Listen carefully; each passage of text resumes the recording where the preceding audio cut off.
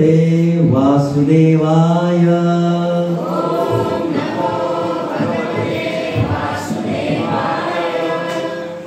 ओम नमो भगवते वासुदेवाय।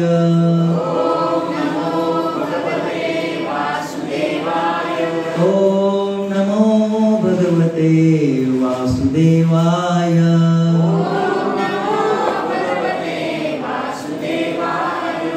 नारायणं नमस्कृत्यं नरं चैव नरोत्तमं देवी सरस्वती व्यासं ततो जयमुदीरये। नष्टप्रायेषु भद्रेषु नित्यभागवत सेवया भगवतो श्लोके भक्तिर्भवति नैष्ठिकी। कृष्णाय वासुदेवाय देवकी नंदनाय च नंदगोपकुमाराय गोविंदाय नमो नमः। हरे कृष्ण।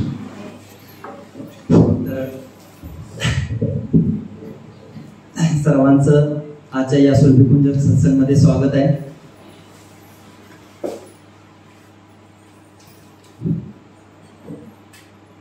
मी जे काही आपल्या समोर सांगणार आहे ते आपल्या प्रभुपादांच्या पुस्तकातून, भगवत भक्तांकडून, शिष्य गुरुकडून, मार्गदर्शक गुरूंकडून जे काही ज्ञान केलं असेल आणि जे काही भगवंतांच्याकडे ऐकलं असेल तर ते मी तुम्हाला सांगण्याचा प्रयत्न करेन। आणि जर काही चुकलं असेल तर मला क्षमा करा, माफ करा। तर मी आपल्यासमोर एक छोटीशी कथा घेऊन येणार आहे। ती कथा आहे एका ब्राह्मणाची। का ब्राह्मणाचा उद्धार भगवंतांनी कसा केला ते या कथेतून मी तुम्हाला सांगणार आहे। श्रील कृष्णदास कविराज लिहितात, अनंत चैतन्य लीला शुद्र जीव हिना हना के वर्णित पारे ताहा विस्तार करिया। अनंत चैतन्य लीला, श्री चैतन्य महाप्रभूंच्या लीला अनंत आहे। सामान्य जीव त्याचे किती वर्णन करू शकणार?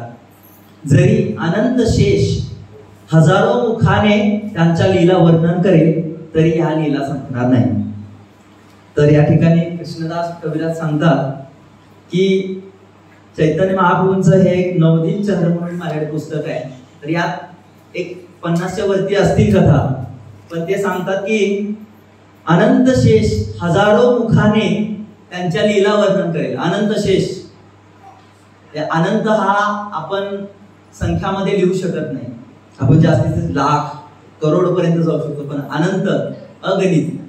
तर अशा त्यांच्या लीला इतक्या लीला आहेत की त्या वर्णन करू शकत नाही किंवा आपण ऐकू शकत नाही। आपल्याला अनेक जन्म घ्यावे लागतील, इतक्या त्यांच्या लीला आहेत। आणि त्यांच्या त्या लीलांपैकी एक छोटीशी लीला मी आपल्या समोर आज सांगणार आहे। हरे कृष्ण।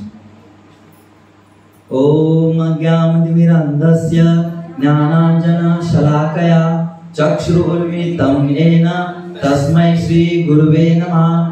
श्री चैतन्य मनोभीष्टं स्थापितं येन भूतले स्वयं रूप कदा मह्यं ददाति स्वपदान्तिकं।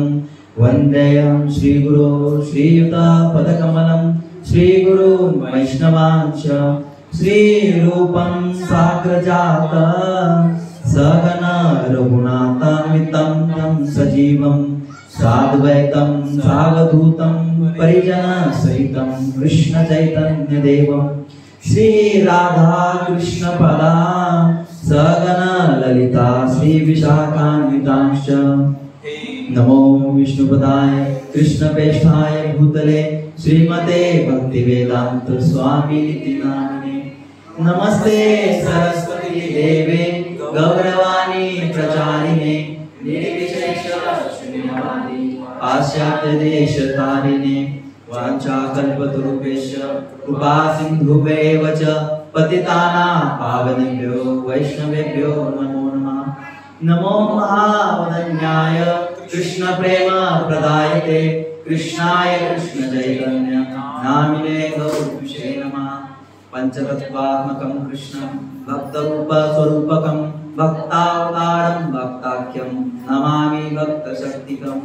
हे कृष्ण करुणा सिंधु दीनबंधो जगत्पते गोपेश गोपिकाकांत राधाकांत नमोस्तुते तप्तकांचन गौरांगी राधे वृंदावनेश्वरी वृषभानुसुते देवी प्रणमामि हरिप्रिये। जय श्री कृष्ण चैतन्य प्रभु नित्यानंद श्री अद्वैत गदाधर श्रीवासादि गौरवृंद। हरे कृष्णा कृष्णा कृष्णा हरे हरे हरे राम राम राम हरे हरे। हरे कृष्ण।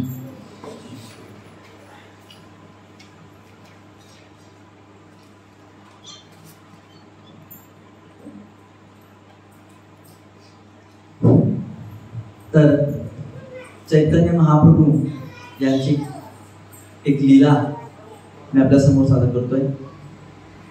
तर पश्चिम बंगालमधील म्हणजे आत्ताच बांगलादेश, या बांगलादेशमध्ये श्रीहट्ट जिल्ह्यामध्ये, तर ते जसं आपला सातारा आहे त्याचप्रमाणे त्या ठिकाणी श्रीहट्ट जिल्हा आहे। त्या जिल्ह्यामध्ये उपेंद्र भट्ट नावाचे विद्वान ब्राह्मण राहत होते। ते भगवान विष्णूंचे महान भक्त होते आणि त्यांना 7 पुत्र होते आणि त्याच्या 7 पुत्रांमध्ये 5 नंबरचा जो पुत्र आहे ते म्हणजे जगन्नाथ मिश्रा। त्यावेळेस नवद्वीप मध्ये श्री नीलांबर चक्रवर्ती नावाचे विद्वान ज्योतिष होते। नीलांबर चक्रवर्ती नावाचे ज्योतिष होते। ते बेलपुकुरिया नावाच्या स्थानी राहत होते, या गावी राहत होते आणि त्यांची कन्या जी होती ती शचीदेवी। तर या ठिकाणी शचीदेवीचा आणि जगन्नाथ मिश्र यांचा विवाह झाला आणि त्यांच्या घरी ब्रजेंद्र नंदन श्रीकृष्ण चैतन्य महाप्रभूंच्या रूपात जन्माला आले। चैतन्य महाप्रभू जन्माला यायच्या पूर्वी नवद्वीप मध्ये श्रील अद्वैत आचार्य यांच्या घरी सर्व भक्त कीर्तन करायचे। जसं की येरवडे गावामध्ये श्रीवास अंगणमध्ये भक्त लेक्चर काय ऐकायची इच्छा नसते पण कीर्तन करत होते भरपूर, म्हणून त्या ठिकाणी श्रीवास अंगण जे की चैतन्य महाप्रभू ज्या ठिकाणी दिवस रात्र कीर्तन करत होते त्या ठिकाणचं त्या ठिकाणी नाव देण्यात आलं। तर कृष्ण भक्त गुणगान व नाम संकीर्तन करत होते। तर ते काय कीर्तन करत होते? हरे कृष्णा कृष्णा कृष्णा हरे हरे हरे राम राम राम हरे हरे। जय श्री चैतन्य महाप्रभू की जय। हरे कृष्ण। तर श्री जगन्नाथ मिश्रा आणि शचीदेवींना 8 मुली झाल्या। सुरुवातीला त्यांना 8 मुली झाल्या आणि त्या मुली लगेचच जन्मानंतर मृत्यू पावल्या गेल्या। आता त्यानंतर ते दोघजण भगवान श्री विष्णूंच्या चरणकमलांची पूजा करत होते, भक्ती करत होते आणि त्यावेळेसच श्री बलरामांचे प्रकाश संकर्षण हे त्यांच्या मोठ्या मुलाच्या रूपाने विश्वरूप त्यांचं नाव त्यांच्या रूपाने ते जन्माला आले। आता या ठिकाणी मला सांगूच वाटतं की प्रत्येक ठिकाणी भगवंत यायच्या आधी बलरामजी त्या ठिकाणी येऊन जायचे आणि त्या ठिकाणी जागा सगळं काही व्यवस्थित आहे का, सुव्यवस्थित आहे का बघायचे। जसं की आता मी माझ्या कामाच्या मध्ये बऱ्याच काही गोष्टी पाहिल्या की अनेक मोठे लोक नेते मंडळी बाहेर गावी जातात। जसं की आपण आता पाहिलं की कराडमध्ये नरेंद्र मोदी या ठिकाणी आले होते, तर त्या ठिकाणी ते यायच्या आधी जवळपास 15 दिवस पोलीस यंत्रणा, आरोग्य यंत्रणा, अनेक विभागाची सर्व विभागाची यंत्रणा त्या ठिकाणी स्थित होती। कडक पहारा होता का तर ती खूप मोठी व्यक्ती आहे आणि ती खूप प्रभावशील व्यक्ती आहे आणि देशाची ती एकमेव अशी श्रेष्ठ व्यक्ती मानली जाते, म्हणून त्या व्यक्तीसाठी तेवढे संरक्षण होतं। त्याचप्रमाणे भगवंत सुद्धा सर्वश्रेष्ठ आहेत आणि मग त्याच्या आधी ते ज्या ठिकाणी जाणार आहेत ती जागा बघणं चांगली आहे का, व्यवस्थित आहे का, सगळं काही सुरळीत चाललंय का हे बघण्यासाठी भगवंत बलरामजी आधी त्या ठिकाणी जन्म घेतात किंवा अवतरित होतात. त्याप्रमाणेच संकर्षण बलरामाचे प्रकाश संकर्षण यांनी त्या ठिकाणी जन्म घेतला आणि त्यांचं नाव होतं विश्वरूप. तर या ठिकाणी शचीमाता विश्वरूपांच्या जन्मानंतर जगन्नाथ मिश्रां शचीमाता आणि गोविंदांची खूप मोठ्या प्रमाणामध्ये त्यांची प्रार्थना केली. आणि या ठिकाणी या नवदीप चक्र पुस्तकामध्ये मी वाचण्यात आलं माझ्या की शचीदेवीचा जो गर्भ होता तो नॉर्मल स्त्रीप्रमाणे नव्हता, तर तो खूप भव्य दिव्य होता. कारण त्यांच्या चेहऱ्यावरचं तेज आणि त्यांच्यातून निघणारा तो जो प्रकाश असा काही तेजमय होता आणि खूप असं वेगळी चिन्ह दिसून येत होती. तर जवळपास 13 महिने आताचं जर बाळ आपलं जन्मायचं तर 9 महिने 9 दिवस आपण म्हणतो, पण भगवंत 13 महिने शचीमातेच्या गर्भामध्ये स्थित होते.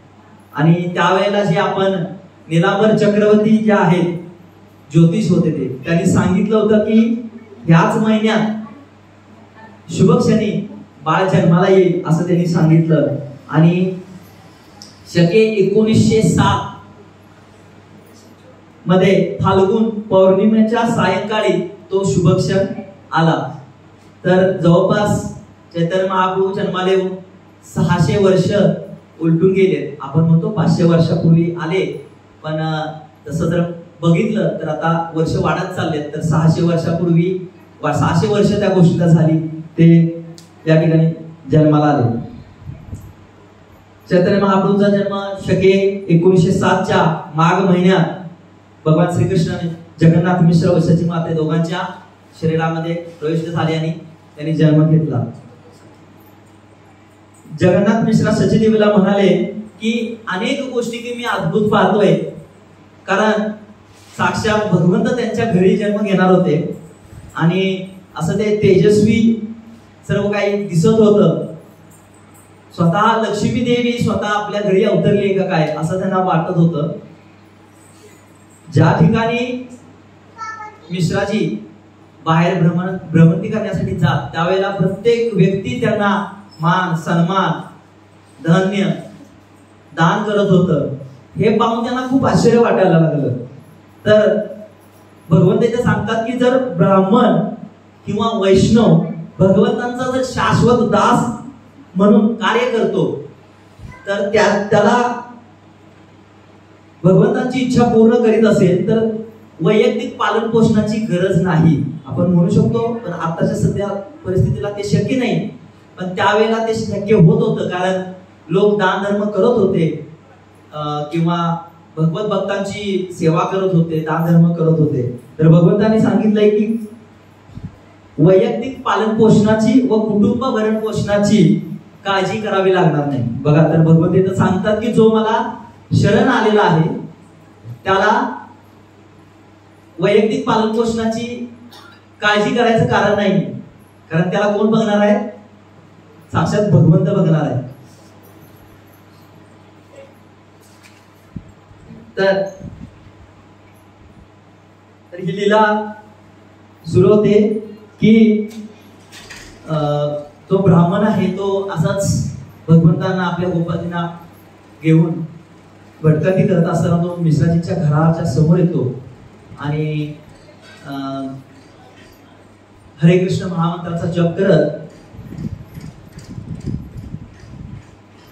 त्यांच्या घरापाशी येतो आणि विचारतो की कोणी आहे का घरात. तर आतून मिश्राजींचा आवाज येतो, हो हो आलो आलो थांबा हा. आणि बाहेर येतात मिश्राजी आणि विचारतात की कोण आपण, कुठून आलात. तर ते सांगतात की मी कोणत्या गावाहून किंवा कोणत्या देशाहून आलेलो नाही, हे विश्वची माझे घर आणि मला घराप्रती कोणतीही आसक्ती नाही, मी नेहमीच भ्रमण करतो आणि तीर्थाटन करत असतो. हे ऐकून विश्वरूप जगन्नाथ मिश्राजी म्हणतात, अरे वा खूपच छान, हे तर जगाचे भाग्य आहे की तुम्ही अशा प्रकारे तीर्थाटन करता. तर मिश्राजी विचारतात की मी काय करू सेवा आपली.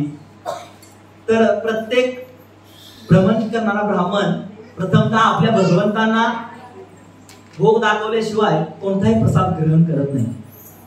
आता या ठिकाणी भगवंतांना भोग दाखवण्याची जी गोष्ट येते ती आताच्या सध्याच्या कलियुगामध्ये अनेक प्रकारची आहे, हास्यास्पद आहे आपण म्हणू शकतो. कारण आपण भक्त आहोत, आपल्याला माहिती आहे की आपण कशा प्रकारे भगवंतांना भोग दाखवतो.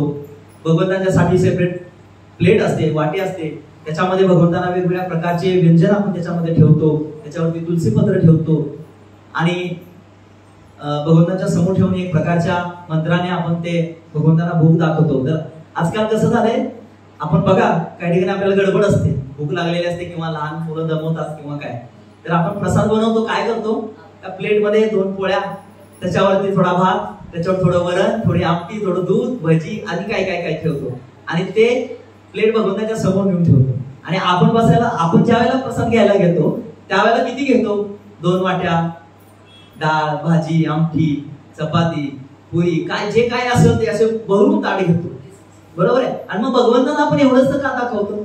आपण जर भरपूर खात असेल तर भगवंतांना एवढंच का दाखवायचं. तर ती पद्धत चुकीची आहे आणि तसा भोग भगवंतांना दाखवला जात नाही, लागत नाही किंवा भगवंत स्वीकार करत नाही. तसं अडचणीच्या वेळेला म्हणा किंवा भगवंत समजू शकतात, पण आपल्याला जसं आपण आपल्या प्लेटमध्ये प्रसाद घेतो तशाच पद्धतीने भगवंतांची सुद्धा प्लेट भगवंतांना भोग दाखवणं गरजेचं आहे आणि मगच आपण ते ग्रहण करणं गरजेचं आहे. भगवंतांना भोग न दाखवता आपण जर प्रसाद ग्रहण केला तो एका विष्णेप्रमाणे आहे असं पण समजलं जातं. त्यानंतर भगवंतांना आपण अजून एक हास्यास्पद गोष्ट अशी आहे की एका प्लेटमध्ये जो प्रसाद आणलेला असतो तो ठेवायचा, पाणी घ्यायचं, तर 3 वेळा फिरवायचं, नमस्कार करायचा, प्लेट काढून घ्यायची. भगवंतांना खाऊ देत तरी त्यांना तर 5-10 मिनिटं 15 मिनिटं तुम्हाला जेवढा वेळ असेल तेवढा वेळ तुम्ही त्यांना द्या. कमीत कमी 7 मिनिटं भोग भगवंतांच्या समोर ठेवला गेला पाहिजे. आणि तो कसा ठेवायचा, प्रथमतः भगवंतांची प्लेट स्वच्छ करून त्याच्यामध्ये प्रसाद ठेवून त्याच्यावर तुलसीपत्र ठेवून आपण स्वतः शुचिर्भूत होऊन ते करायचं आहे.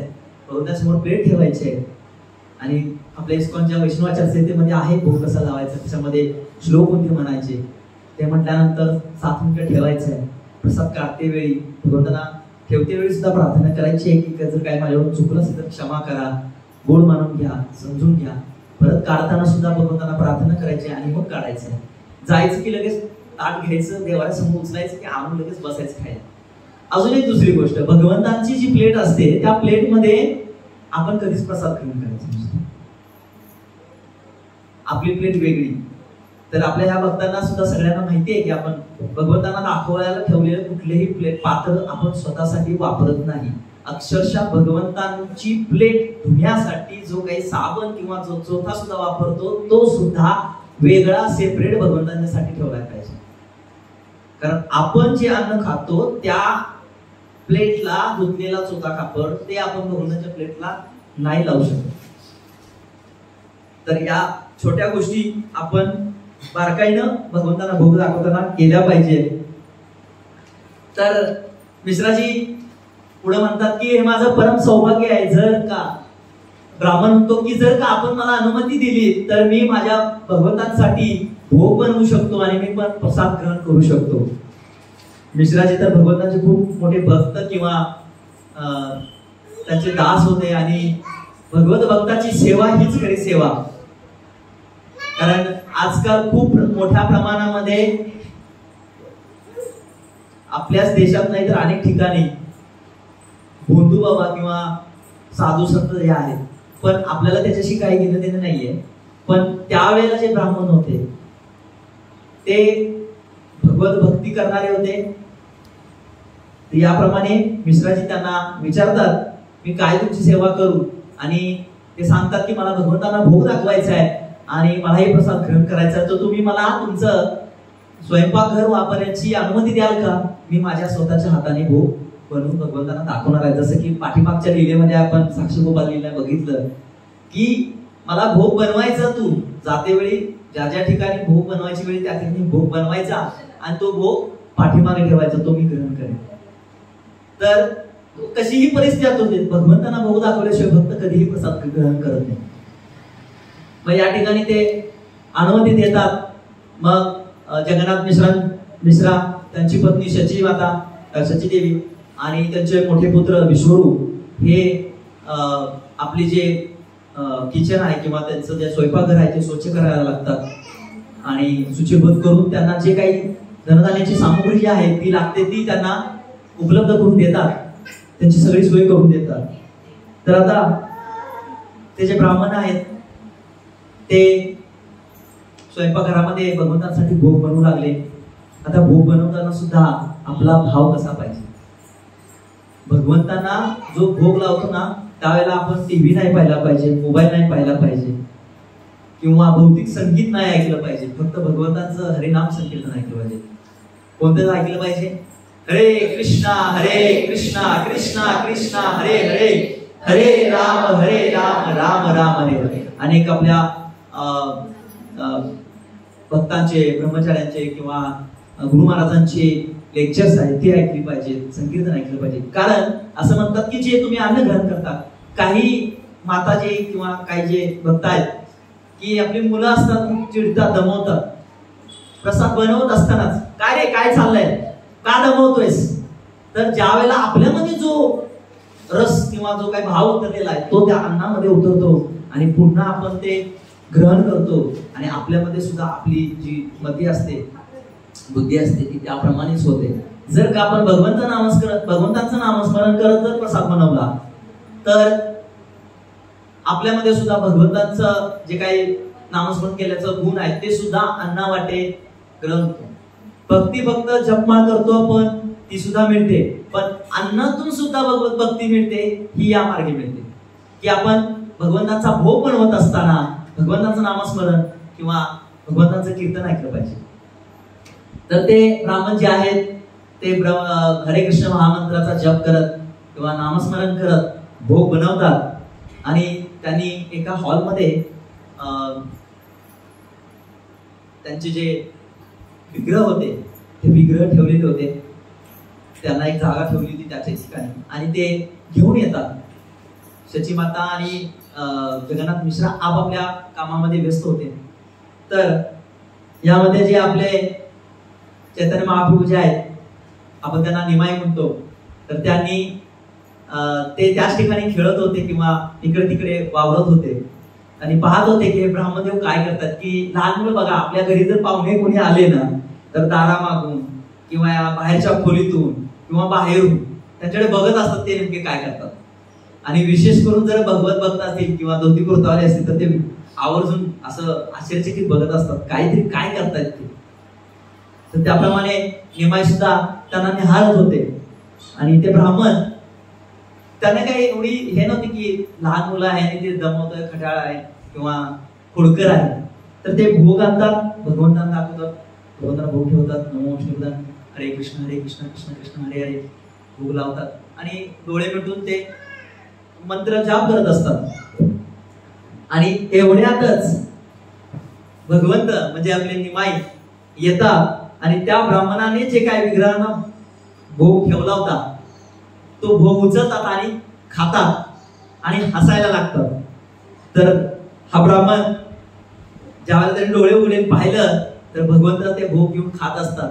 त्यांच्या तोंडाला सगळा भोग प्रसाद लागलेला असतो आणि मोठ्याने ओरडतो, हाय हाय हाय हाय, अरे या बालकाने माझा भोग, भगवंतांचा भोग उच्चिष्ट केला. आणि असा मोठ्याने ओरडल्यानंतर जगन्नाथ मिश्रा आतून धावत येतात आणि पाहतात तर निमाईने त्यांचा भोग उच्चिष्ट केलेला असतो. भगवंतांच्या समोर ठेवलेला भोग त्यांनी घेतलेला असतो, खाल्लेला असतो आणि ते हसत असतात. आणि त्यांचं जे मिश्किल हास्य जे असतं ना ते फक्त एक भगवत भक्तच जाणू शकतो. आणि जगन्नाथ मिश्रा त्याच्या पाठीमागे लागतात की थांब थांब निमाई थांब, तू भगवंतांचा भोग उच्चिष्ट केला. तर ब्राह्मण म्हणतात, हे भगवंता, हे प्रभू, आज काही माझ्या नशिबात प्रसाद ग्रहण करणं दिसत नाही. आणि ते म्हणतात की जगन्नाथ मिश्रा, आपल्या घरी जे काही कंदमूळ किंवा फळं असतील तर ते मला द्या, मी तेच ग्रहण करेन आणि माझी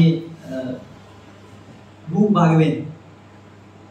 तर जगन्नाथ मिश्रा निमाईच्या मागे धावू लागतात. तर ब्राह्मण म्हणतात की थांबा थांबा, हो हो थांबा थांबा जगन्नाथ मिश्रा, त्याला मारून काय मिळणार आहे, त्याला चांगलं काय वाईट काय काय समजतं, तो अजून लहान आहे, तुम्ही त्याला मारू नका, तुम्ही जर त्याला हात लावला तर खबरदार असं म्हणतात. आता बघा जगन्नाथ मिश्रांच्या घरी ब्राह्मण जे आलेले आहेत ते कोण आहेत, पाहुणे आहेत. जसं की आपल्या शेजारची आई जर एखाद्या मुलाला मारत असेल तर आपल्याला लगेच कळवळा येतो, का मारताय, का मारू नका, हो चांगला आहे, असं आहे तसं आहे. ते चांगलं दुसऱ्या दिवशी तुमचं काहीतरी कारस्थान करतं किंवा तुमच्या घराची काहीतरी तोडमोड करतं, त्यावेळेला ते कळतं. तर आपण ते मोठेपणा दाखवतो, त्याला वाचवण्याचा प्रयत्न करतो. तसंच या ठिकाणी ब्राह्मण सुद्धा निमाईला वाचवण्याचा प्रयत्न करतात किंवा त्यांना मार देण्यापासून थांबवतात मिश्राजींना. तर मिश्राजी डोक्याला हात लावून बसतात, आता काय करायचं. ही खूप मोठी गोष्ट आहे की त्यांनी एवढा वेळ घालवून भोग बनवलाय, भगवंतांना दाखवायच्या ऐवजी निमाईनं तो उच्चिष्ट केलेला आहे. आता मग भोग दाखवायचा कसा, ग्रहण कसा करायचा, तो तर अजून दाखवला गेलाच नाही. तर या ठिकाणी आपण एक विचार करू शकतो की तुम्ही म्हणाल की लहान मुलांनी भोग खाल्ला म्हणजे चैतन्य महाप्रभूंनी खाल्ला, तर असं नाही. किंवा समजा चुकून मांजर आलं किंवा एखादं कुत्र आलं आणि त्यानं ते उच्चिष्ट केलं तर चैतन्य महाप्रभू आले असं म्हणू नका, कारण भगवंत ते भगवंत आहेत, त्याची ही लीला आहे. तर असं जर काही झालं तर आपण ते म्हणू शकणार नाही.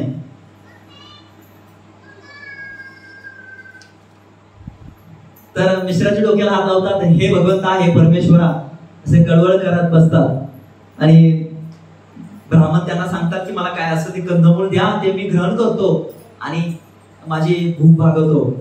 तर वाईट वाटतं ना की आपल्या घरी कोणी पाहुणे आले तर आपण त्यांना त्यांची गैरसोय झाली तर आपल्याला वाईट वाटतं.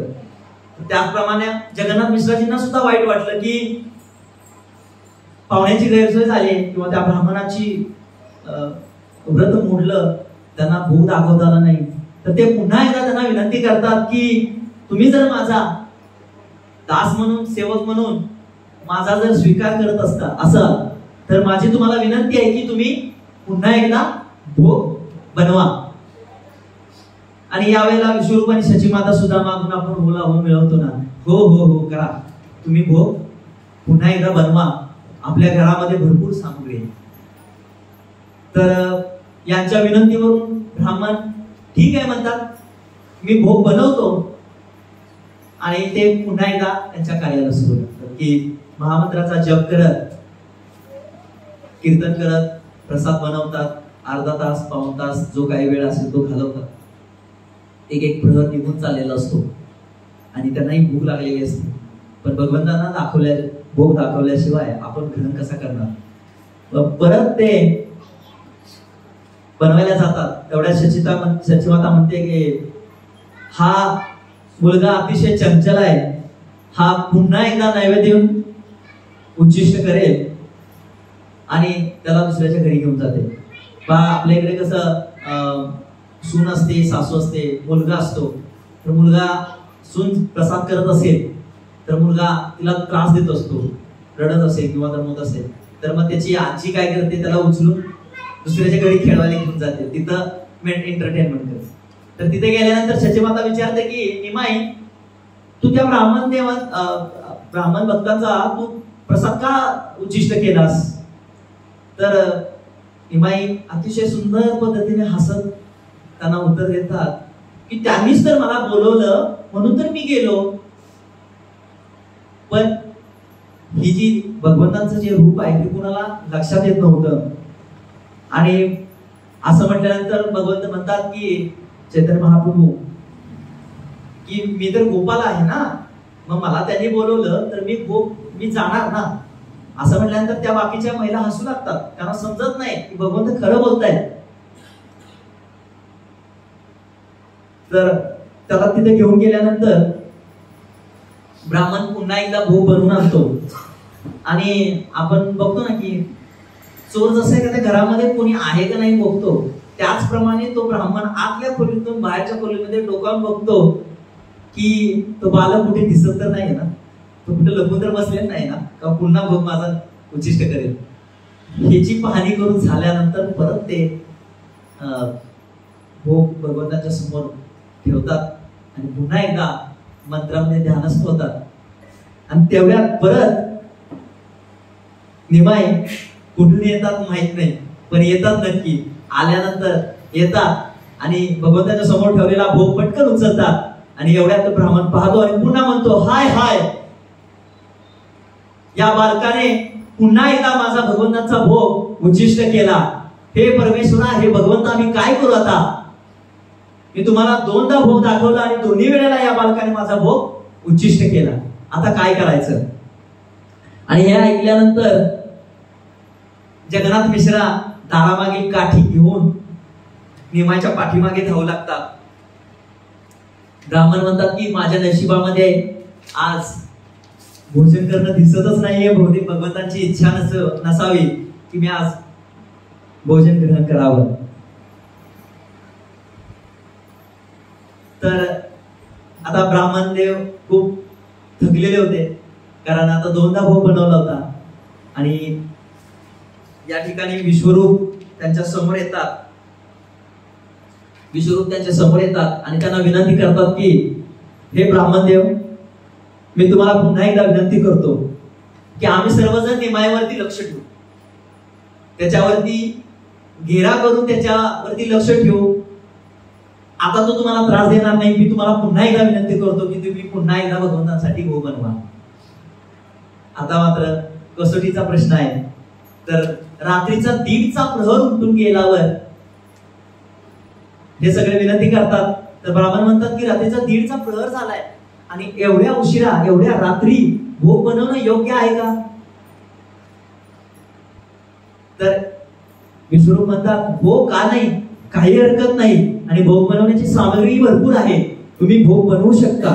पण ब्राह्मण का ऐकायला तयार नाही. नाही नाही, आता भोग दाखवणं अशक्य आहे. तुम्ही मला तुमच्या घरी जे काही कंदमूळ असेल, फळे असतील, तेच द्या, तेच मी ग्रहण करेन आणि विश्राम करेन.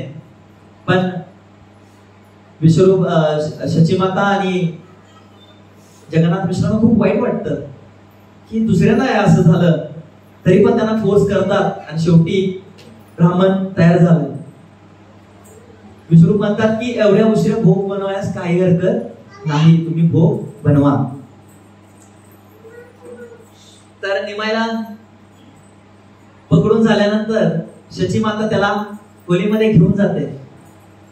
आणि आता सगळ्यांचं ठरलेलं असतं की निमाईवरती आता लक्ष ठेवायचं, कारण निमाई आपला डोळा झुकवून पुन्हा एकदा भोग खायला जाणार. आणि मग परत ते ब्राह्मण भोग बनवण्यासाठी जातात. अर्धा तास, पाऊण तास संकीर्तन करत. काय संकीर्तन करतात? हरे कृष्णा कृष्णा कृष्णा हरे हरे, हरे राम राम राम हरे. भोग बनवतात आणि येतात घेऊन आणि भगवंतांच्या समोर ठेवतात. तर एक खोली असते, त्या खोलीमध्ये शचीमाता निमाईला घेऊन बसल्या. तर आतून आवाज येतो की निमाई झोपलेली आहे, आता काळजी करण्याचं कारण नाही.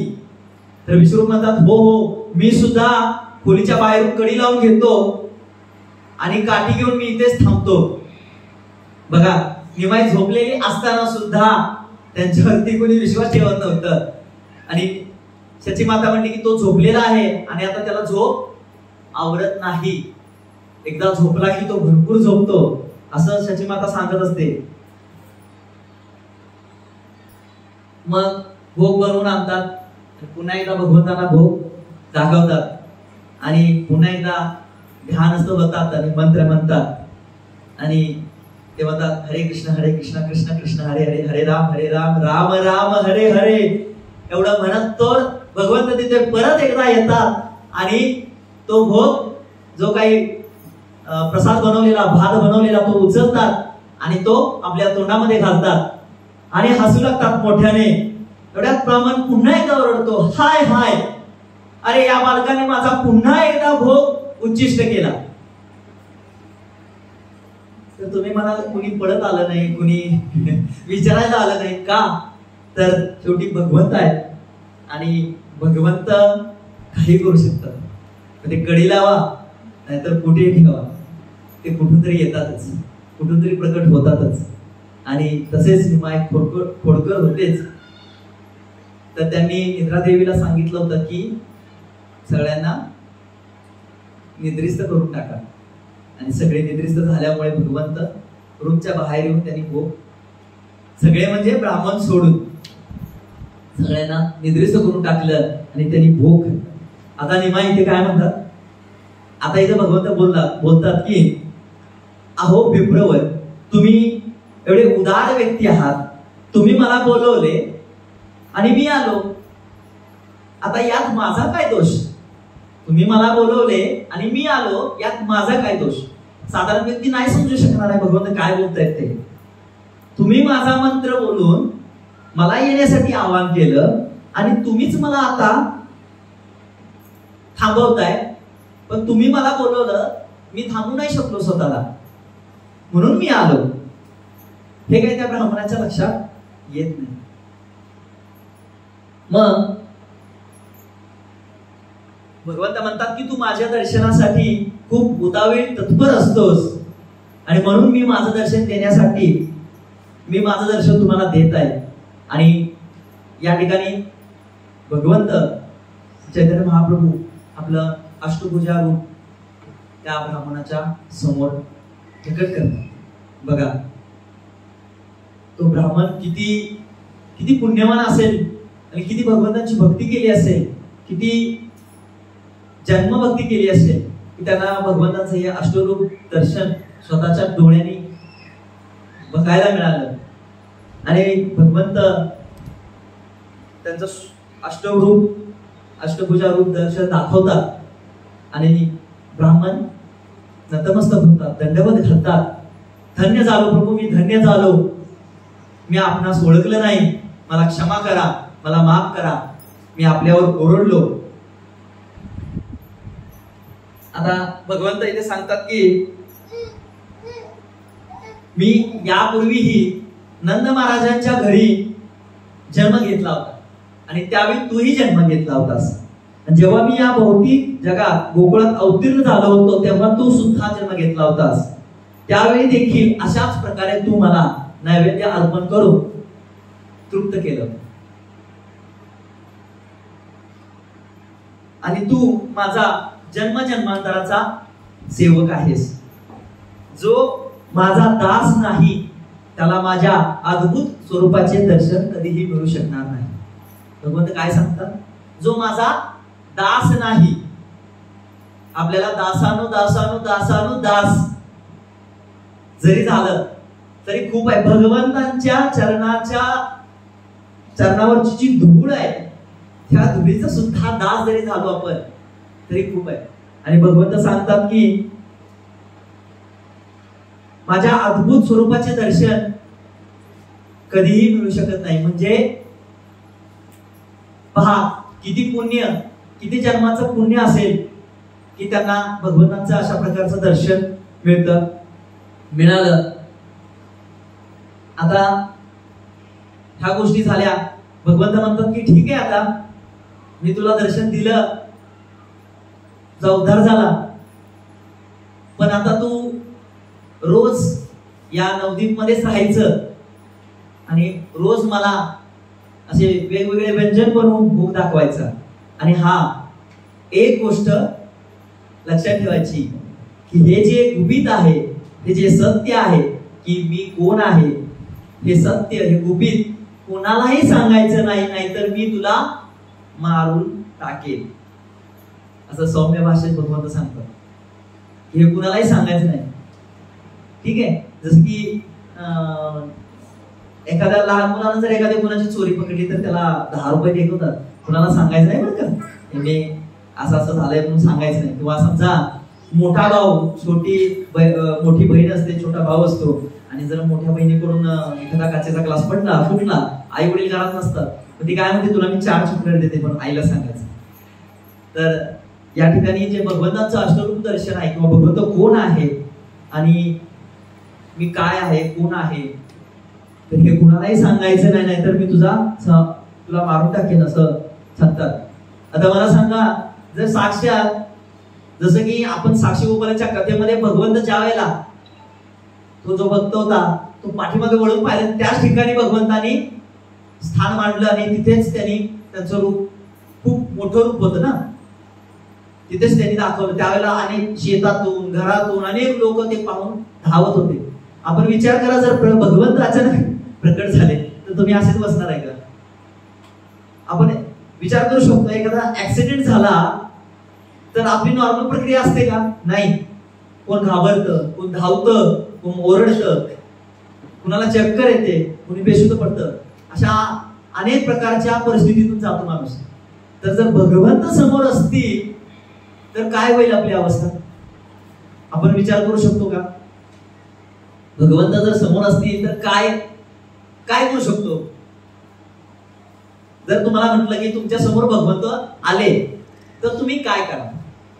असा प्रश्न कधी आजपर्यंत आपण भक्ती करतोय, भगवंतांना प्रसन्न करण्याचा प्रयत्न करतोय, किंवा भगवंत समोर यावे किंवा भगवंतांना पाहावं असं.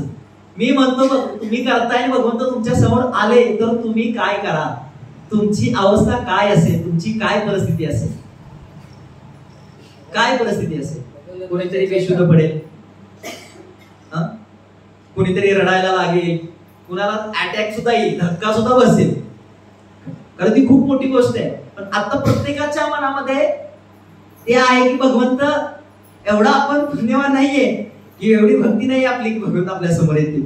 ती तुमची मेंटॅलिटी झालेली आहे की नाही, हे शक्यच नाहीये. तुम्ही त्या मेंटॅलिटीतून जर भगवंत समोर असताना तुम्ही असाल तर काय होईल? आश्चर्याचा धक्का बसेल, कोणी बेशुद्ध पडेल, कुणाला अटॅक सुद्धा येईल, आहे की नाही? बरोबर आहे ना?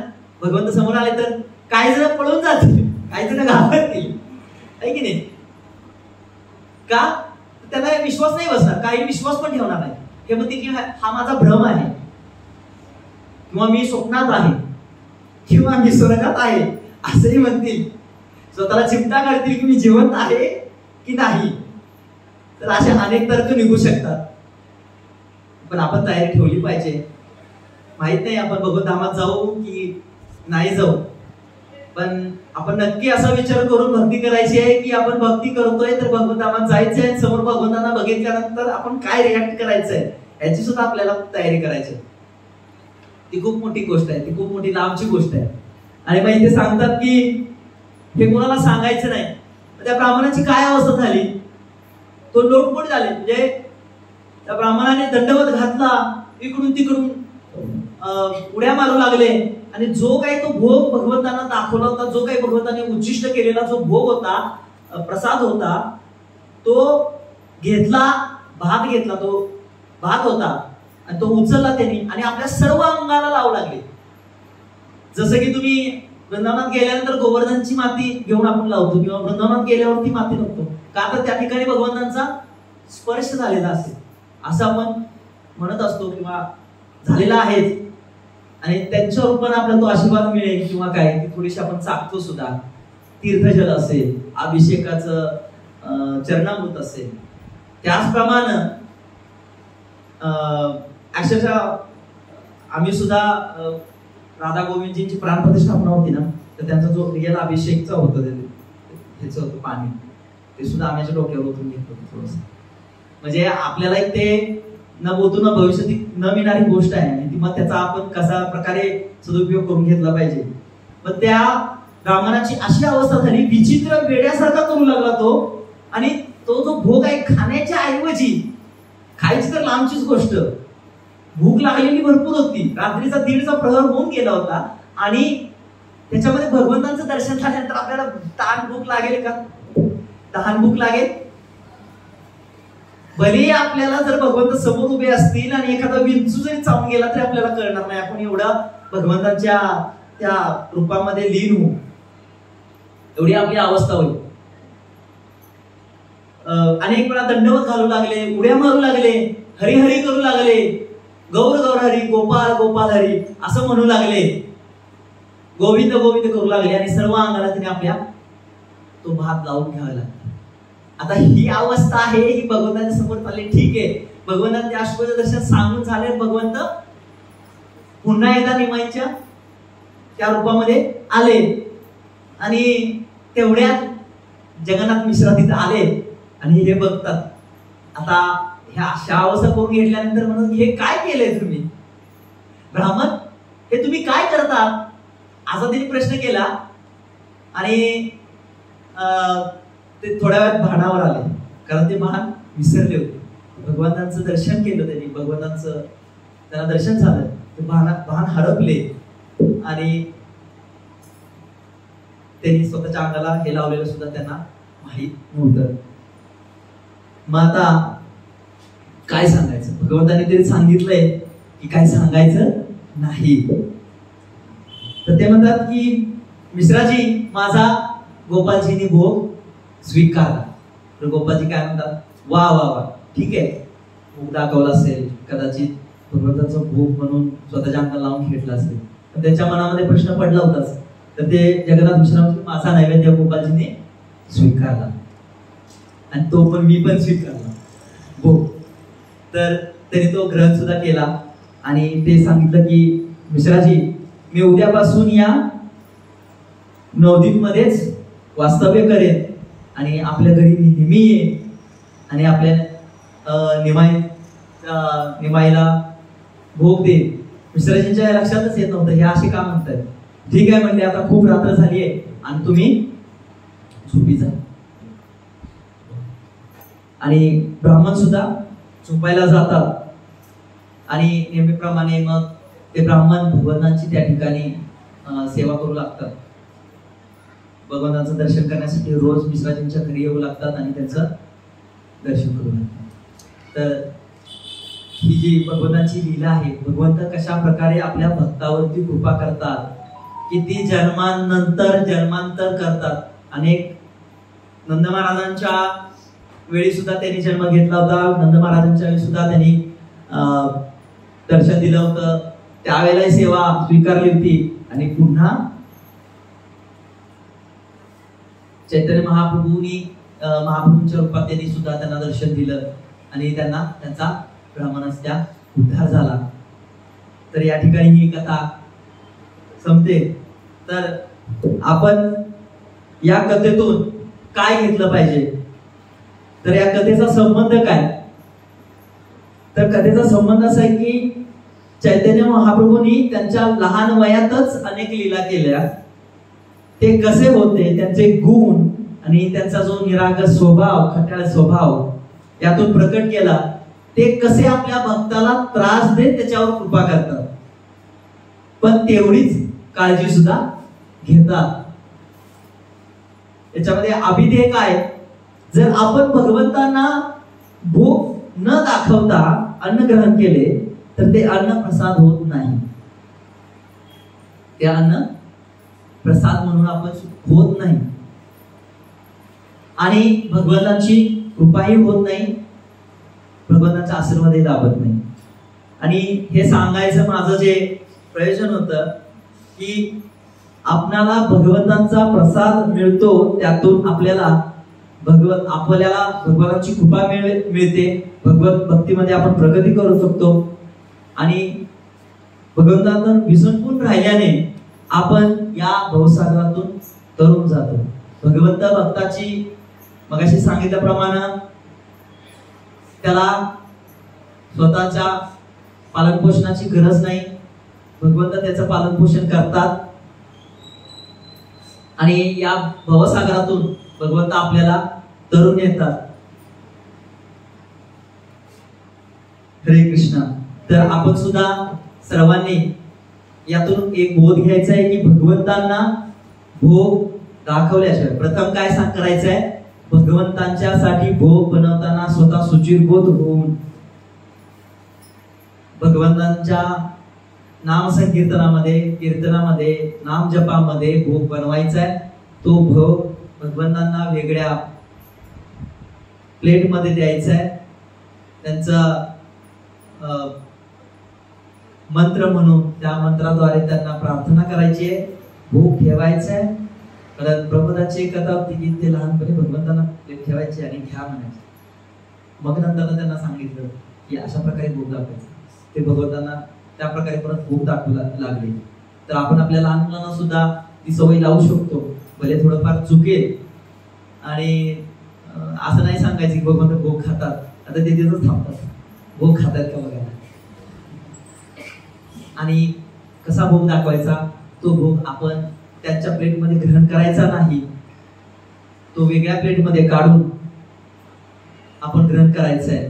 आणि ग्रहण करत असताना सुद्धा भगवंतांचं नामस्मरण, कीर्तन, भजन हे ऐकत ग्रहण करायचं आहे. यामुळे आपल्याला आपल्या भक्तीमध्ये वाढ होते. अजून आपण भगवंतांपर्यंत जाण्यासाठी हा एक आपल्या पोटातून मार्ग म्हणतो, तो पोटातूनचा मार्ग म्हणजे प्रसाद आहे. आणि आपल्या इस्कॉन मध्ये प्रथमतः प्रसादाचीच आवड जास्त निर्माण होते, नंतर कीर्तनाची होते आणि मग पुढच्या सगळ्या गोष्टी. म्हणून आपल्या इस्कॉन मध्ये प्रसाद खूप महत्वाचा आहे आणि तो भगवंतांना अर्पण करूनच आपण स्वीकार करायचा. हरे कृष्णा. तर मी इथे माझे जे काही मी आपल्या समोर मांडलं तर त्याच्यामध्ये काही चुकलं असेल तर गोड मानून घ्या, क्षमा करा. ते काही गुरुवारी असतील, शिक्षा गुरु असतील किंवा मार्गदर्शक गुरु असतील, त्यांच्याकडे जे काही मी ज्ञान घेण्याचा प्रयत्न केला आणि ते तुमच्यापर्यंत सांगण्याचा प्रयत्न केला, त्याच्यामध्ये जर काही चूक भूल असेल तर माफ करा.